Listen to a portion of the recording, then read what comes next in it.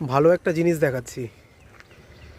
বিভূতিভূষণ বন্দ্যোপাধ্যায়ের যে গল্প পথের পাঁচালী, জানি সত্যজিৎ রায় সিনেমা তৈরি করেছিল, চলচ্চিত্র।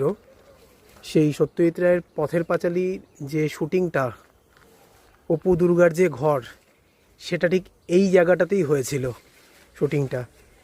এই যে অবক্ষ মূর্তিটা এই সত্যজিৎ রায়ের, সেই সময় এখানে লেখা আছে সত্যজিৎ রায় বলে, জন্ম 2 মে, প্রয়াণ লেখা আছে 23 এপ্রিল।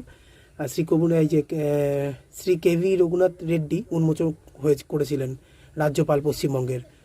ঠিক আছে, 1995 সালের। এই যে পথের পাঁচালী লেখা আছে, পথের পাঁচালী।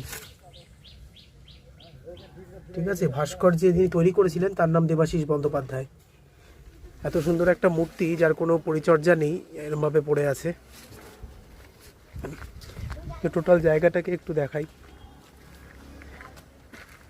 এই সেই জায়গা যেখানটাতে শুটিং হয়েছিল।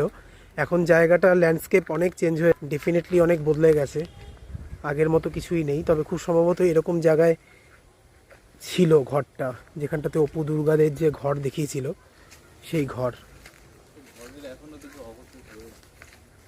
অবশিষ্ট হয়তো কিছু হয়তো রয়েছে এখানটাতে, এরকম উঁচু মতো জায়গাটা। হ্যাঁ, খুব সম্ভবত এখানেই ঘরটা ছিল।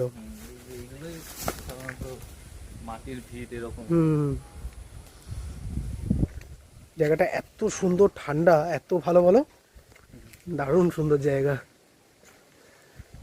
এটা হচ্ছে বোড়ালে, না? বোড়ালের মধ্যে একটা আম গাছ। তা সত্যজিৎ রায়ের মূর্তিটা দেখেই জায়গাটা খুঁজে পেলাম। লোকেশনটা অতটা প্রমিনেন্ট নয়, অনেক খুঁজে তারপর বার করতে হয়েছে।